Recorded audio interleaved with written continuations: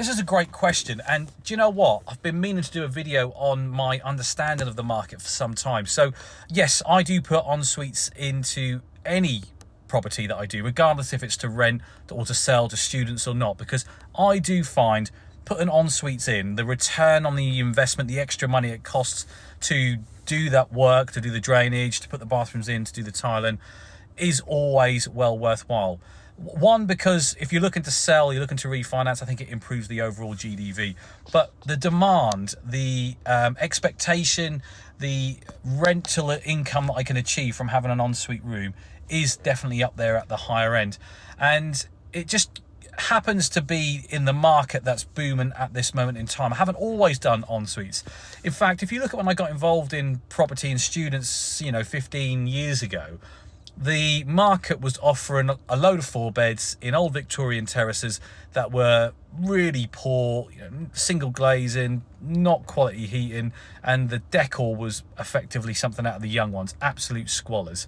And I saw the market opportunity, not necessarily what the market was asking for, but what I thought it could do with was brand new houses or newer builds that I can convert into 6 bedrooms with higher end kitchens and nicer bathrooms and living accommodation in areas that weren't terraced houses, where you would have to park on the street, where you had some off-road parking in a secondary location. And this came about because the second year market was the biggest market you could tap into, and they were tending to come from 6 bedroom halls, like mini flats within blocks of halls of residence, and that 6 were new people who didn't know each other, but after a year of living together they wanted to stay, and they couldn't find a 6 bedroom house because they were few and far between. So I was offering these newer build detached houses as 6 bedrooms, and that showed me that the market didn't know that it wanted it, but I was capitalizing on a new fragmented part of it, a higher end part of it. And that kind of goes back to what Henry Ford would say. He doesn't ask the market what it wants, because if you ask the market what it wants, they would say a faster horse. But what they actually wanted was a better form of transport, i.e. cars. And it's the same when it comes to property. If you know the market well enough and you can see where the gaps are, you can start to offer it what it doesn't even know that it needs. And this is where en-suites come in. Now, that's kind of a double-edged sword, because en-suites are always going to be wanted for the type of market that I target, which is students. The problem was getting the en-suites into the houses that were available. Now, the Victorian terrace, it never quite worked. I tried it a couple of times, 4 bedrooms, 4 en-suites. We had issues with room sizes, amenities, shared spaces. It just never worked. It wasn't a very nice functioning house. And the newer properties didn't enable us to get the en-suites in because the rooms were already pretty small.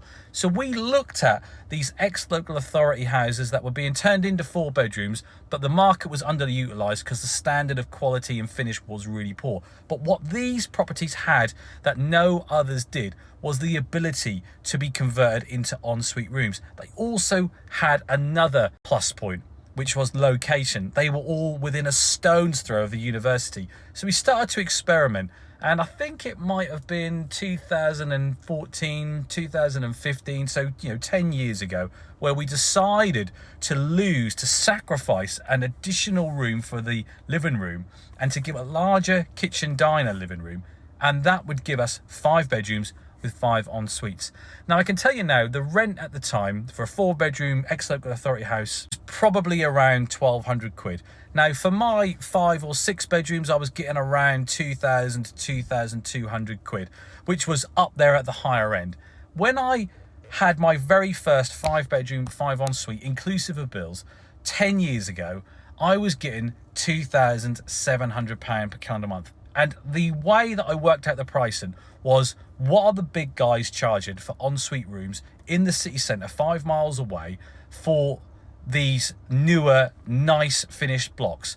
And I basically offered a discount to have it in a house which was much closer, but the finish was the same. I did high-end bathrooms, really nice tiles. I tile the whole room, none of this just the splashback, just the shower business. I would tile the whole floor to ceiling, all the floors, all of the walls, and I would offer the very best kitchens with all of the mod cons that students would want. Things like dishwashers. Can you believe it? People do refurbishments on properties. They re-roof them, put new windows in, new boilers, and then they try and save a few £100 by not putting a dishwasher in.